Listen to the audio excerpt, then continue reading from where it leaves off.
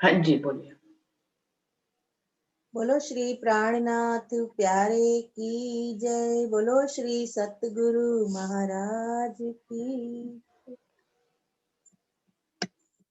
चरणों में पिया हमको जगाओ, चरणों में पिया हमको जगाओ। आत्म अंगना को बुलाओ, चरणों में पिया हमको जगाओ, चरणों में पिया हमको जगाओ। जो चाहा सो तुमने किया है, जो चाहा सो तुमने किया है, जो मांगा सो हमने लिया है, जो मांगा सो हमने लिया है। खेल ये दुख का अब तो छुड़ाओ, चरणों में पिया हमको जगाओ, चरणों में पिया हमको जगाओ। आप ही कहते हो श्री मुख से, आप ही कहते हो श्री मुख से, ऐ रूहों में दूर न तुमसे, ऐ रूहों में दूर न तुमसे।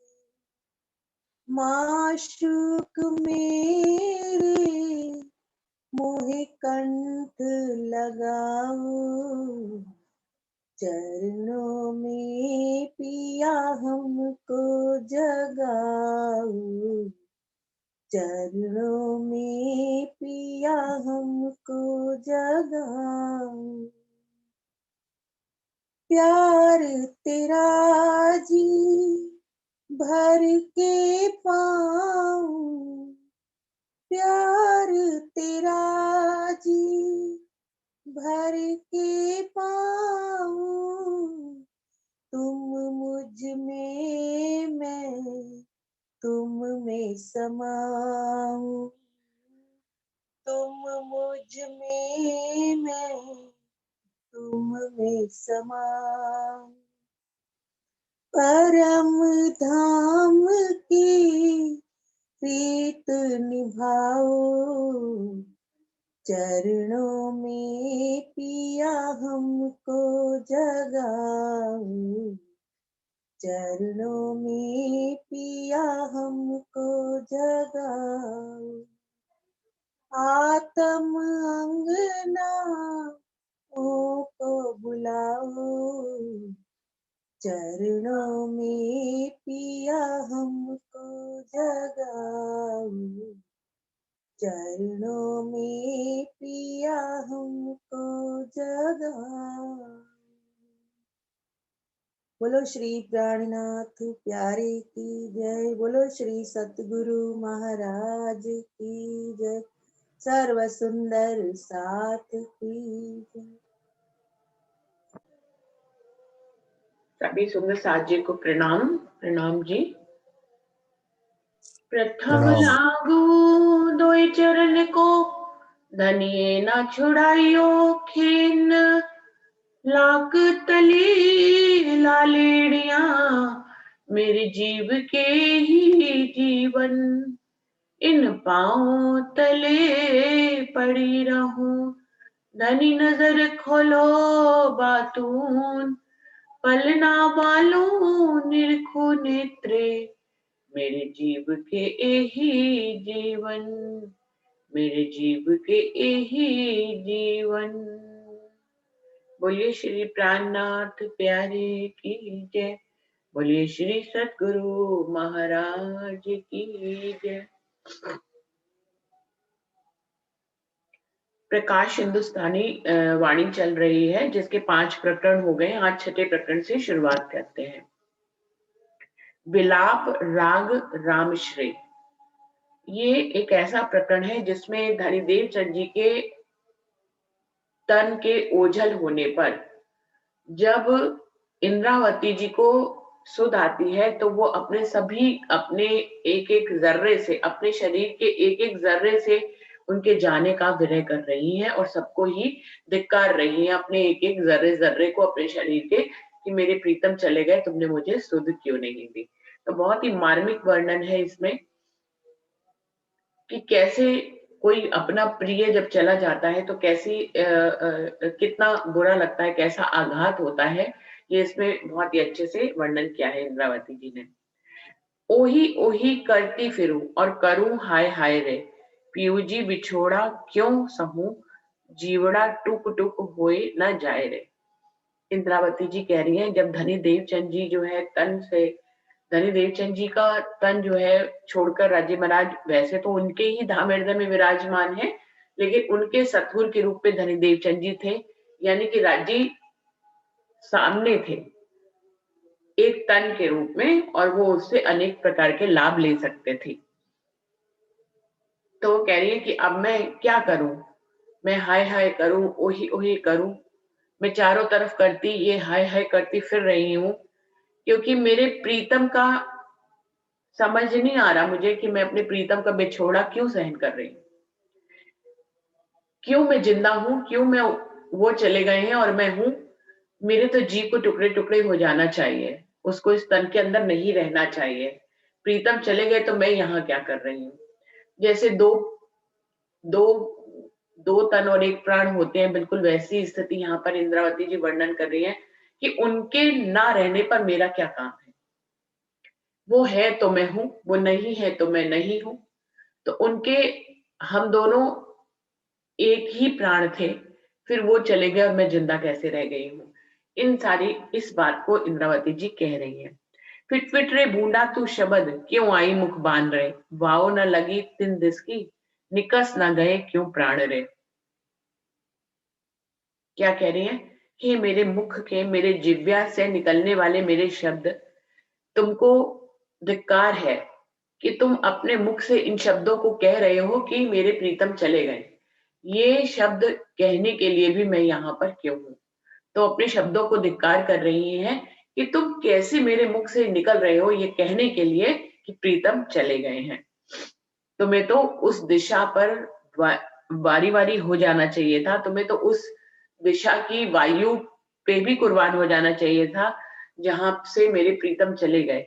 मेरे प्राण क्यों नहीं निकल गए, बल्कि ये कहने के लिए क्यों मेरे जिह्वा से ये शब्द निकल गए कि मेरे प्रीतम चले गए। मुझे तो ये शब्दों को भी नहीं सुनना चाहिए। तूरे जुबा ऐसी क्यों बनी, कहते ए वचन रे, खैच निकालू तो को मूल थे जहां से तू उत्पन्न रे। अपनी जुबान को कह रहे हैं कि ये वचन कहते तुम्हें जरा भी शर्म नहीं आई। मेरा तो इच्छा ये करती है कि मैं तुम जहां से तुम्हारा मूल है वहां से ही पकड़कर तुम्हें खींचकर बाहर निकाल कर फेंक दूं। ना तुम होगी और ना ही ये वाले वचन कह पाओगी, हे मेरी दिव्या, ना तुम मेरे शरीर में होगी और ना ये वचन कह पाओगी कि प्रीतम चले गए। तो मेरी इच्छा तो ये है कि तुम कैसे ये शब्द कह रही हो, मैं तो तुम्हारे मूल से ही तुम्हें उखाड़ कर फेंक दूं। एरे पीयूजी सिद्धाप्ते वाचा क्यों रही तू अंग, उजड़ न पड़े दंतड़े, धन खाए मुख भंगरे। हे मेरी वचन, हे मेरे शब्द, मेरी जिव्या, तो मेरे अंगों से मिलकर कैसे रही जबकि मेरे प्रीतम जा रहे थे। मेरे मुख पे इतने बड़े हथौड़े का घाव पड़ा कि मेरे प्रीतम चले गए, फिर भी मेरे दांत जो है मेरे साथ क्यों खड़े हुए हैं, वो उजड़ क्यों नहीं गए कि प्रीतम चले गए। पे क्या सुने नहीं श्रवना प्यारे पियो के वचन रे, ए रे लवा सुझे सुनते क्यों न लगी कानों अगिर रे। अपने कानों का कह रही है कि हे मेरे कान, क्या तुमने ये बात नहीं सुनी थी कि वो मेरे प्रीतम थे और कितने सुंदर वचनों से वो वाणी चर्चा सुनाते थे।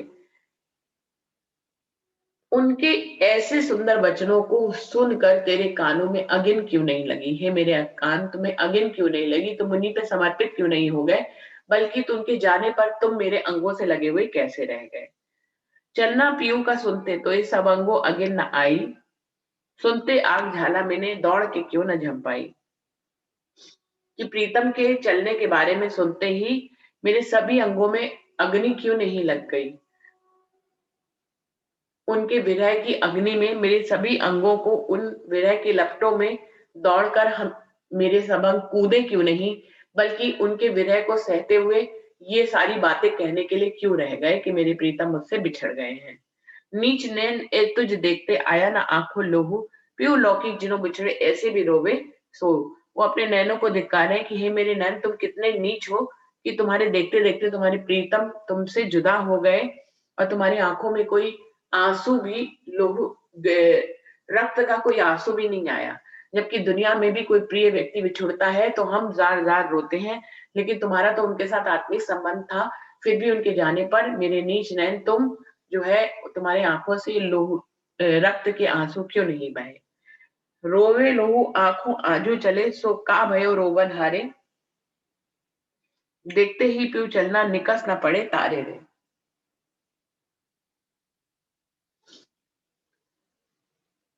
हे मेरे नैन, तुम आंसुओं से क्यों नहीं भर गए? तुम जो है रक्त के आंसू क्यों नहीं तुमने बहाए? अब तुम रोने के लिए यहाँ पे पड़े हुए हो। प्रीतम के चलते समय तुम्हारे इन नेत्र की पुतलियों से तुम्हारे तारे अलग क्यों नहीं हो गए? तुम उनके ऊपर कुर्बान क्यों नहीं हो गए? बल्कि ये अपना विरह सहने के लिए और विरह की स्वयं की अवस्था को देखने के लिए तुम जो है आंखों में मेरी पुतलियां तुम क्यों रह गई? क्यों ना आई बास नासिका पहचान के प्रेमल, प्यूसन जीवरा न चल्या अंदर लेता था सुकन सकल। हे मेरी नासिका, तुमको खुशबू क्यों नहीं आई कि मेरे प्रीतम को तुमने पहचान लिया था? तुम्हें उनके प्रेम की खुशबू क्यों नहीं आई जब वो चले गए? पीयू संग मेरे जीव को भी चले जाना चाहिए था, जबकि वो उनके साथ रहकर अंदर उनसे प्रेम की वाणी सुनता था, उनकी सुगंध को, परमधाम की सारी सुगंधों को वो लेता था। पर पता नहीं अंतिम समय पे मेरे जीव को क्या हुआ कि प्रीतम चले गए और वो यहीं पर ही रह गया। गुण अंग इंद्रियों की पीयू बांधते गोली प्रेम काम, पहचान करते पहुंचावते सनमन देख धनीधाम। धनी देवचंद जी को याद कर रहे हैं कि मेरे प्रीतम मेरे लिए क्या क्या नहीं करते थे। मैं तो उन पे नहीं कुर्बान हो पाई, लेकिन मेरे प्रीतम मेरे लिए सारे गुण अंग इंद्रियों की को एकत्रित करके एक ही तरफ परमधाम की तरफ लगाते थे। प्रेम का प्रेम में उनको डुबोते थे, प्रेम का बांध बनाते थे, पहचान करके पहुंचाते, और वो अपने मूल संबंध को पहचानते हुए धनीदेव चंद जी अपने सभी साथियों को जो है मूल परमधाम की पहचान कराते थे। इस प्रकार से सभी गुण इंद्रियों को प्रेम का पात्र बनाकर उनको एक ही तरफ परमधाम की तरफ लगाने का कार्य करते थे, जो कि हम स्वयं भी अपने लिए नहीं कर पाते हैं। गुण इंद्री आकार के आग पड़ो तुम पर रे, प्रेम न उपजा तुमको चलते धाम धनी घर रे। मेरे सब गुण अंग इंद्री, मेरा अंतःकरण तुम सभी को धिक्कार है और तुम्हें आग में जल जाना चाहिए। कि तुमको जब धनी मेरे धाम के धनी जा रहे थे तो तुम्हें तो प्रेम उत्पन्न होना चाहिए था, उनके प्रेम से तुम्हें बंध जाना चाहिए था, उनको अपने प्रेम से बांध लेना चाहिए था, जिससे कि वो नहीं जाते। लेकिन तुम्हें तो अब आग में जल जाना चाहिए कि तुमने ऐसा कुछ भी नहीं किया।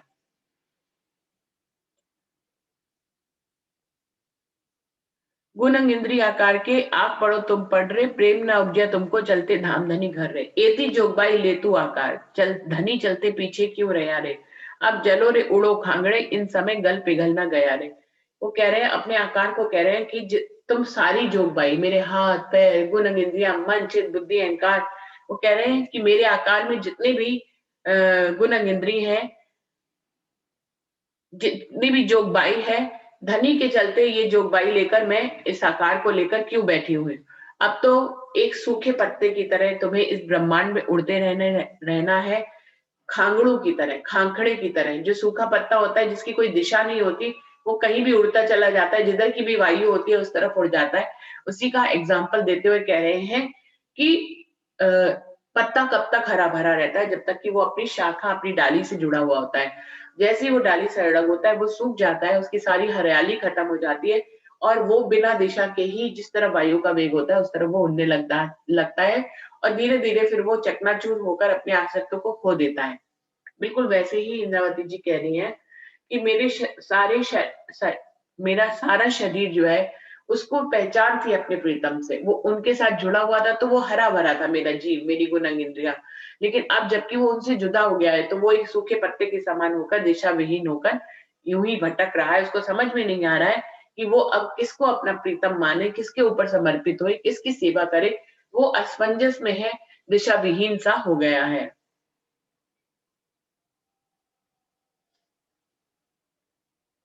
अंग तोई विरह अगिन की ना लगी कलेजे झाल रे, ए विरा ले अंग खड़ा रहा फिट करम चंडाल रे।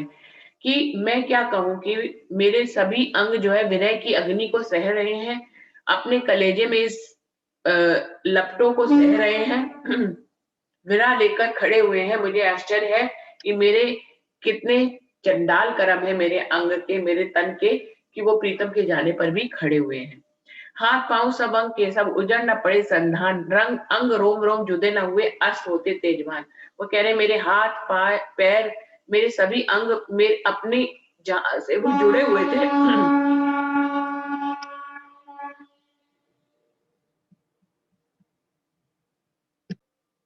मेरे सभी गुण हाथ पांव जहां से जुड़े हुए हैं उन संधों से उजड़कर अलग क्यों नहीं हो गए?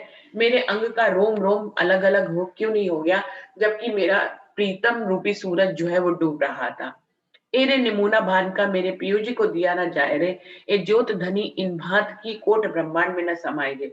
फिर इंद्रावती जी कह रहे हैं कि मेरे प्राण बल्लभ जैसे सूरज डूब रहे थे तब मेरे अंग जुदे क्यों नहीं हो गए। फिर अगली चौपाई में वो कह रहे हैं कि मैं अपने प्रीतम को जो है सूरज की उपमा नहीं दे सकता, क्योंकि सूरज की उपमा तो इस ब्रह्मांड को सिर्फ रोशन करती है।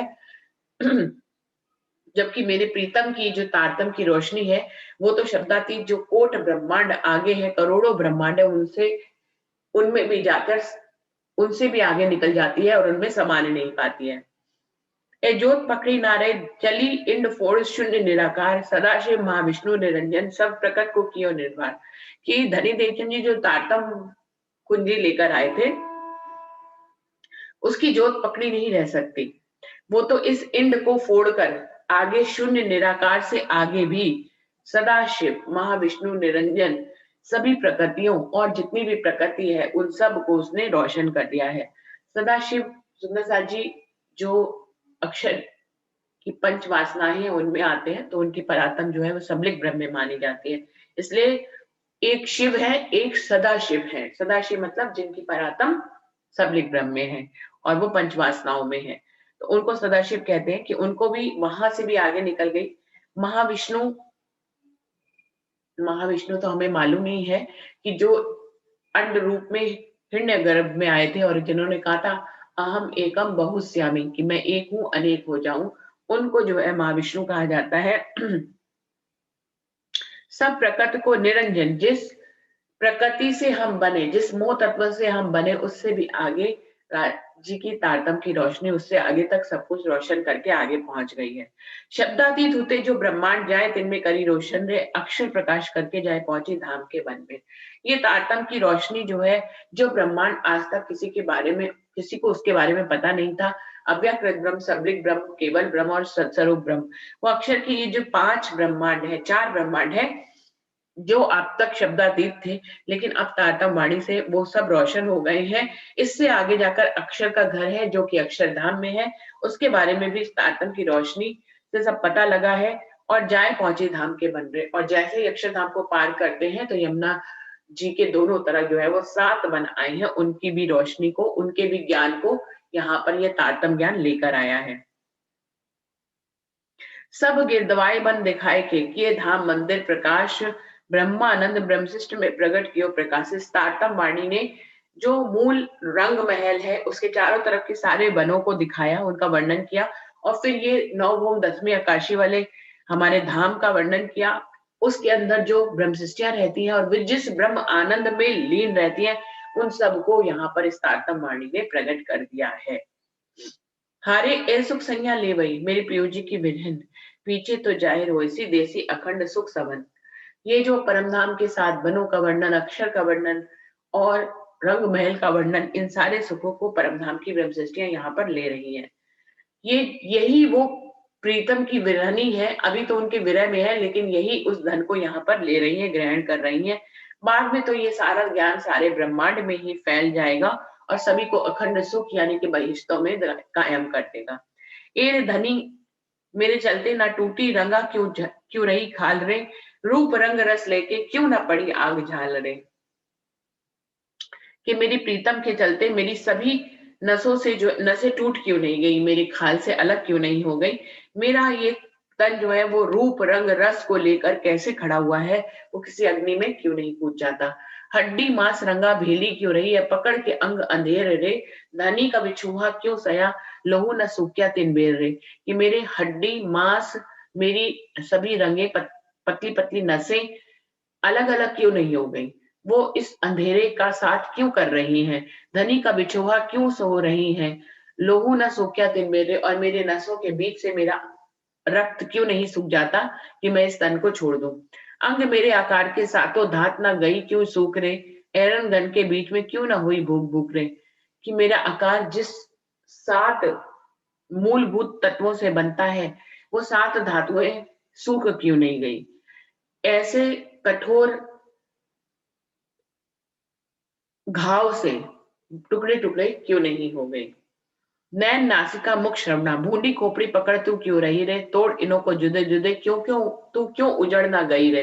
कि हे मेरे नैन, मेरे नासिका और मेरे मुख और मेरे कान, तुम इस खोपड़ी को, ये सारी चीजें खोपड़ी में ही लगी होती है, तो कह रही तुम इस खोपड़ी को धारण करके क्यों बैठी हुई हो, तुमको तो तोड़कर अपने आप को इनसे जुदा जुदा कर लेना चाहिए और अपने आप को उजाड़ देना चाहिए, क्योंकि प्रीतम तुमसे जुदा हो गए हैं। ए रे पियूजी सिधाप्ते क्यों न लग गया कलेजे घाय रे, काल मेरा कहाँ चला गया क्यों न काड़ी खै चरवाए रे। जब प्रीतम को छोड़कर जा रहे थे तो मेरे कलेजे में अग्नि क्यों नहीं लगी, हे मेरा काल तुम कहाँ चले गए थे, मुझे लेने क्यों नहीं आए, मैं अपने प्रीतम से बिछोड़कर जिंदा क्यों रह रही हूँ, हे मेरे काल तुम मुझे लेने आ जाओ। नैचल निद्रे बिछोड़ते कहाँ गई वह बुध, दिख दिख रे चंडालनी तो क्यों भई ऐसी असुध। जब अखंड की निधि मेरे प्रीतम मुझसे बिछड़ रहे थे, तो हे मेरी बुद्धि तू कहाँ थी, तू तो अपनी बुद्धि से उनकी पहचान भी कर ली थी, फिर जब तुझे बुद्धि को तेरे को काम लेना था तो तू मुझसे अलग हो गई, तो ये तो बिल्कुल बेकार बेसुधी वाली हो गई बात। नेचल निद्रे बिछोड़ते कहाँ गई वह बुद्धि, हे मेरी बुद्धि तू कहाँ चली गई थी। हे चंडालन, तुझे तो धिक्कार है कि सारी जान पहचान करके पहचान के भी तू बेसुध सी हो गई और उस समय काम नहीं आई। ज्ञान मेरा तिन समय क्यों न किया वतन उजास रे, तिन समय दगा दिया मुझको मैं रही तेरे विश्वास रे। अपने ज्ञान को कह रहे हैं, जो बुद्धि से उन्होंने लिया, वो कह रहे हैं कि तुमने तो उनकी पहचान करके इस ज्ञान को ले लिया था, लेकिन अभी तुम मेरे साथ खड़े नहीं हो, तो तुमको क्या कहूं, मैं तो तुम्हारे विश्वास ही रही, लेकिन तुमने ज्ञान से मुझे मेरे प्रीतम की पहचान ही नहीं कराई। गुणंग इंद्री मेरे मुझको उल्टे क्यों हुए दुश्मन रे, जिन समय हुआ रे बिछुआ मेरे क्यों ना हुए सजन रे। हे मेरे अंगों में रहने वाले गुणंग इंद्री, मेरे मन चित बुद्धि अहंकार, तुम क्यों मेरे दुश्मन बन गए, जबकि तुम मेरे ही अंगों का एक हिस्सा थे, लेकिन तुम मेरे दुश्मन बन गए। उस समय पे तुमने मेरे प्रीतम जब मुझसे अलग हो रहे थे तो मुझे चिताया क्यों नहीं। साहिब मेरा चलते मेरी सकल सेना अंगमाए, सो काम ना आए आतम के अवसर ऐसो ना क्या है। वो कह रहे हैं कि मेरे सारे गुण इंद्री मेरे दुश्मन बन गए, जब मेरा प्रीतम से बिछोहा हो रहा था तो ये इनको मेरा सजन बन के रहना चाहिए था, मेरे पक्ष में खड़े होना चाहिए था, बल्कि ये मेरे दुश्मन हो गए। जैसे कि जब प्रीतम जा रहे थे तो मेरे नैनों को जो है वो नींद आ गई, जब प्रीतम जा रहे थे मेरे श्रवणों को वो उनके प्रेम के वचन नहीं सुनाई दिए, तो इस तरह से वो विलाप कर रही है। साहिब फिटफिटे सैन्या तुमको क्या ना होती, तुम्हें पहचान रही जाते जीव का जीवन तुम क्यों न लेने से प्राण ने। वो कह रहे हैं मेरी गुणांगिंद्रियों की सेना, क्या तुमने प्रीतम को पहचाना नहीं था। मेरे जीव के जीवन मुझे छोड़कर जब जा रहे थे तो तुमने मेरे प्राण निकाल क्यों नहीं लिए। नीच कर्म ऐसा चंडाल तुझ बिना कोई ना करे रे, श्री धरी धाम चले पीछे इन जिमी में देह कौन धरे रे। हे मेरे चंडाल कर्म, तुमने इतना बुरा कर्म किया है, तुम्हारे अलावा कोई भी ये कर्म नहीं कर सकता। श्री धनी धाम के जाने के बाद इस जमीन पे देह धर के भला कौन बैठता है, कौन विद कहूं मैं तुझको कुकरी कुकर्मी कर्म चंडाल रे, तो हे अंग न उठी अगिन, तो क्यों ना झपाया झाल रे। हे मेरे जीव, मैं तुझे किस तरह से अब धिक्कारूं। तुम कितना ही कुकर्मी और कर्म तुम्हारे चंडाल जैसे कर्म है कि तुम्हें अग्नि ही नहीं उठी, और तुम झालों में क्यों नहीं डूब जाकर कूद गए, जबकि मेरे प्रीतम मुझसे जुदा हो रहे थे। झाप ना खाई थे भैरव, क्यों कायर हुआ अवसर, तिल तिल तन्ना ताचिया जाते है सुख सागर। हे मेरे जीव, तुमने विरह की अग्नियों में खुद को झोंक के अंत क्यों नहीं कर दिया। लगता है कि तुम कायर हो गए, इसलिए तुमने ऐसे सुनहरे अवसर को गंवा दिया। तुम्हें तो अपने तन के एक एक पुर्जे को काट काट कर अलग कर देना चाहिए, जबकि तुम्हारा सुख का सागर तुमसे जुदा हो रहा था। गुण सागर धनी चलते क्यों किया ऐसा हाल रे, ब्रज लेपी रे स्वाम द्रोही, जीव क्यों चूका चंडाल रे। मेरे गुणों के सागर मेरे धनी मुझे छोड़कर जा रहे थे, मेरा ऐसा हाल उनके बिना हो गया है। वो तो ब्रजलेपी रे स्वामद्रोही, जीव क्यों चौकिया चंडाले। हे मेरे जीव, तू ब्रजलेप जैसा क्यों हो गया, जिसको पहचान ही ना हो। तुमने ऐसे चंडाल कर्म करके अपने प्रीतम को क्यों छोड़ दिया। दुष्ट अधर्मी केता कहूं, हुआ बेमुख देते पीठ रे, ऐसा समय गमाइया निपट निठुर जीवरा ढीठ रे। हे मेरे दुष्ट अभागी जीव, मैं तुझे और कैसे कहूं, तुमने प्रीतम को पीठ दे दी, ऐसा समय तुमने गवा दिया। तुम ऐसे निपट निष्ठुर जीव, इतने ढीठ तुम कैसे हो गए कि तुमने प्रीतम को पहचाना नहीं।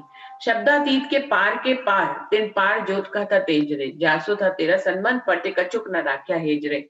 जो शब्दातीत ब्रह्मांड है, मनचित बुद्धि अहंकार अक्षर के, उनके भी पार जो अक्षर ब्रह्म है, उनके भी पार जो अक्षरातीत है, उनकी ज्योति इस ब्रह्मांड में आई थी। और इन्हीं से तेरा भी संबंध था, तू भी वहीं की ज्योति है, पर तुमने उनसे बिल्कुल भी प्रेम नहीं दर्शाया। तुमको तुझ में भी तेज है उन ज्योत का, और वही कमल की बास रे, वह तेज बिछुड़ते रे, तू तेज क्यों न पहुंचा जीव ज्योत प्रकाश रे। वो कह रहे हैं जहां से धनी आए थे वहीं की रोशनी तुम्हारे अंदर भी है, और उसी कमल की खुशबू भी तुम्हारे अंदर है। फिर भी ये तेज पुंज तुमसे दूर हो रहा था, लेकिन तुम प्रकाश नहीं कर सके। अब कहाँ करूं कहाँ जाऊं, ए बानी धनी ढूंढो कितरे, प्यू पहुंचाए मैं पीछे रही, करने विलाप रही इतरे। अब इंद्रावती जी कह रही है मैं क्या करूं कहाँ जाऊं, मुझे कुछ समझ में ही नहीं आ रहा, मैं सूखे पत्ते की तरह दिशा विहीन हो गई हूँ। अब मैं ऐसे धनी और उनकी वाणी को कहाँ ढूंढूं, जिन प्रीतम ने मुझे इतना सब ज्ञान देकर अपनी पहचान कराई है। अब तो मैं उनका विलाप ही करने के लिए यहाँ पर रह गई हूँ। अब ये बानी तू कहाँ सुनसी, मेरे धाम धनी के वचन रे, वर्णन करते जो श्रीमुख, अब तो अब कहूं न पाइए ठौर कितरे। वो कह रहे हैं ये वाणी जो मेरे धनी उच्चारित करते थे, उन वचनों को अब मैं कहाँ ढूंढूं, जो वो अपने मुख से श्री परम धाम का वर्णन करते थे, वो अब मैं कहाँ ढूंढूं। अब तो मुझे कोई ठिकाना ही नजर नहीं आ रहा है। अब तारतम कौन कैसी, कौन विचार कर देसी है, 14 भवन में इन धनी बिना ए वाणी कोई न दे। तो वो कह रहे हैं अब तारतम वाणी को हमें कौन बताएगा, कौन विचार करके उनके अर्थ बताएगा। 14 भवन में तो इस प्रीतम के बिना कोई भी ऐसा है ही नहीं जो हमें हमारी वाणी का मतलब समझा दे। ब्रज लीला रात दिन अखंड, ब्रास लीला अखंड रात रे, प्यो जी बिना विवेक कौन कैसी, हुआ प्रतिबिंब तीसरा प्रभात रे। वो कह रहे हैं ब्रज है वो दिन और रात के रूप में अखंड है, रात जो है वो सिर्फ लंबी रात्रि के रूप में अखंड है। तो ऐसे में ये जो तीसरा प्रतिबिंब का ब्रह्मांड हुआ, जिसमें कि वेद ऋचाएं आई और कुमारिका सख्या आई, वो कह रहे हैं इन सब बातों को विवेक करके हमें कौन बताएगा। ऐसे प्रीतम अब मुझे तो कहीं दिख ही नहीं रहे हैं, अब मैं क्या करूं। भेक भागे का वेवरा रया 11 दिन रे, 7 गोकुल 4 मथुरा कौन कैसी विवेक वचन रे। 11 दिन जो प्रतिबिंब की लीला होती है, 11 दिन वो उनके बारे में अब हमें कौन बताएगा, जिसमें 7 दिन वो गोकुल में और 4 दिन मथुरा में रहे। इन सब के बारे में विवेक करके ये वचन हमें कौन बताएगा। सुंदर साथ जी, इन सब का विवरण हम लोग पहले ही कृष्ण की त्रिधा लीला में कर चुके हैं, इसलिए यहाँ पे मैं विस्तार से नहीं बता रही हूँ। यहीं पे ही क्योंकि हम इन सब बातों के लिए अलग वीडियो बना ही चुके हैं, इसलिए यहाँ पर विस्तार नहीं दे रहे हैं। उत्तम विचार उत्तम बंदेज और कई विध के दृष्टांत रहे, इन धनी बिना ये दया कर कौन देसी कर खांत रहे। वो कह रहे हैं अपने उत्तम विचार और उत्तम बंधनों को हमारे ऊपर जो बनाते थे प्रीतम, जिनसे कि हम उनसे जुड़े रहते थे, कई तरह के अलग अलग वाणियों के दृष्टांत देकर जो धनीदेव चंद जी हमें परम नाम की बातें बताते थे, अब उनकी मेहर के बिना हमें ये सारी बातें कौन बताएगा। पन बांध बरस 14 लो, शास्त्र को अर्थ कौन लेसी, सो ए प्रकार सिंपियो बिना एक साइड पे समझाए कौन देती। वो कह रहे हैं अब आप ही बताइए कि धनी देवचंद जी ने 14 वर्ष तक निष्ठा बंद होकर भागवत सुनी और फिर उसके बाद राज्य महाराज ने उन्हें दर्शन दिया और उनको तारतम ज्ञान देकर उनके हृदय में विराजमान हुए। वो कह रहे हैं इतने कठोर नियमों से 14 वर्ष तक भागवत सुनने और फिर शास्त्रों के सारे अर्थों को लेने और उस प्रकाश को ग्रहण करके हमें इस 14 वर्ष की उनकी यात्रा का सार एक पल में हमें प्रीतम देकर उसके काबिल बना देते थे। वो कह रहे हैं अब बताइए हमें ये सार कौन समझाएगा। दूध पानी रे जुदा कर कौन कैसी कर रोशन रे, मोजल गहरे में डूबते कौन काढ़े या धनी बिन रहे। वो कह रहे हैं हमें तो सच और झूठ के बीच में पहचान ही नहीं है, हमें माया ब्रह्म के बीच में पहचान नहीं है। इसी को उन्होंने दृष्टांत से कहा कि हमें दूध और पानी को अलग करके अब हमें कौन बताएगा। इस मोहजल रूपी गहरे जल में जहां पर हर कोई डूब जाता है, हमें इस जैसे सागर से भला आपकी मेहर के बिना कौन निकाल सकता है। अठोत्तर शुभ पक्ष का कौन काढ़ देसी सार रे, सुख अक्षर अक्षरातीत के कौन देसी बिना आधार रे। वो कह रहे हैं 108 पक्ष का सार हमें काढ़ कर कौन देगा। धनी हमें एक पल में अपनी इतनी सारी जो यात्रा थी, धनी देवचंद जी की बीतक में हम सारी यात्रा पढ़ते हैं कि वो 11 वर्ष के थे तभी से उनके दिल में ये विचार आ गया और उन्होंने फिर अपने पिता के साथ कच्छ देश में गए, वहां सारी खोज करी और कैसे वो अलग अलग धर्मों में भटके, उनके मंत्र लिए, फिर वो कांजी भट्ट के पास आए और फिर वहां पे उन्होंने करार पाया, वहां पे वो सेवा देखते थे। तो ये वो कह रहे हैं उनका इतना बड़ा सफर जिसका सार जो था वो कैसे कौन हमें, उन्होंने इतनी तपस्या करी। एक चौपाई आती है वो मुझे मुझे उसका भाव मालूम है लेकिन उसका चौपाई याद नहीं आ रही कि हम सखियों के कारण ही श्यामा महारानी ने इतनी कसनी करी कि हमें वो कसनी दोबारा से ना करनी पड़े, हमें वो यात्रा दोबारा से ना करनी पड़े कि हम सारे धर्म शास्त्रों को पढ़ें, उनके सार को ग्रहण करें, वहां पर पहले रहें, कभी तपस्या करें, कभी योगा करें, कभी जो है अपना सर मुंडवाएं या कुछ ऐसा करें। तो ये सारी तपस्या जो है धनी देवचंद जी श्यामा महारानी के द्वारा की गई, राज्य के हुक्म से, जिससे कि ब्रह्म शिष्यों के लिए वो राह प्रशस्त हो जाए कि ये बेकार की राह है, फिजूल की राहों में जाने के लिए ब्रह्म शिष्यों को न जाना पड़े। इसलिए धनी देवचंद जी को इन सारी रास्तों से गुजारा गया। देखिए धनी इंद्रावती को भी इन सारे रास्तों से नहीं गुजारा गया, बहुत सरलता से उन्हें सदगुरु के रूप में धनी देवचंद जी मिल गए और उन्होंने इनमें से कुछ भी नहीं किया, सीधा ही राज्य की तारतम वाणी को ग्रहण किया और फिर उसका विस्तार उनके ही मुख से उच्चरित हुआ। तो धनी इंद्रावती जी को भी ऐसा कुछ भी नहीं करना पड़ा। आगे आकर हम लोग बीतक में देखते हैं कि बिल्कुल ऐसा ही धनी देवचंद जी जैसे प्रसंग जो है वो महाराज जी की बीतक में आते हैं कि उन्होंने भी उसी तरह से भ्रमण किया और सारे ज्ञान को अर्जित किया और राज्य के दर्शन किए और उनको पाया अपने धाम हृदय में। और वो अपने सदगुरु पे इतनी ज्यादा जो है वो विश्वास करते थे। जो उनकी बीतक में आता है कि उनकी बेटी का विवाह हो रहा था तो अपने आप से सभी तरह का जो है इंतजाम स्वयं उनके सदगुरु ने कर दिया, यानी कि राज्य ने कर दिया। तो वो सब जो है अपने सदगुरु पे इतना विश्वास करते थे कि मतलब सारी कसनी जो है वैसे तो किसी का भी नहीं आता कि वर्णन किया धनीदेव चंद जी के अलावा, लेकिन श्री रामरतन महाराज जी का वर्णन आता है कि धनीदेव चंद जी की तरह से उन्होंने पूरा का पूरा जो है वो वर्णन वैसा ही उन्होंने चाल चली, वैसे ही दोबारा से खोज कर ही भ्रमण किया।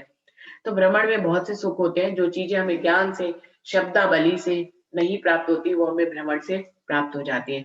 तो वो कह रहे हैं कि कौन अब अक्षरातीत धाम धनी हमारे आंखों से ओझल हो गए हैं धनी देवचंद जी। तो अब आप बताइए कि अब हम कैसे उनका जो है कैसे जो वो खीर दूध और पानी खीर और नीर का निवेरा करके हमें बताते थे वो हमें कैसे वो, अब हम उन सबको पाएंगे। तो सुंदर साथ जी, यहाँ पे समय थोड़ा सा खत्म हो रहा है, चौपाई को दोहराते हैं, बाकी का आगे करेंगे, क्योंकि ये प्रकरण बड़ा है, अभी यहाँ पर नहीं खत्म होगा। दूध पानी रे जुदा कर, कौन कैसी कर रोशन रे, मोहजल गहरे में डूबते, कौन काढ़े या धनी बिन रे, कौन काढ़े या धनी बिन रे। बोलिए श्री प्राणनाथ प्यारे की जय, बोलिए श्री सतगुरु महाराज की जय। सुंदर साथ जी, समय बिल्कुल रहा नहीं है, तो यहीं से ही मीटिंग अंत करते हैं और नई मीटिंग ज्वाइन करेंगे।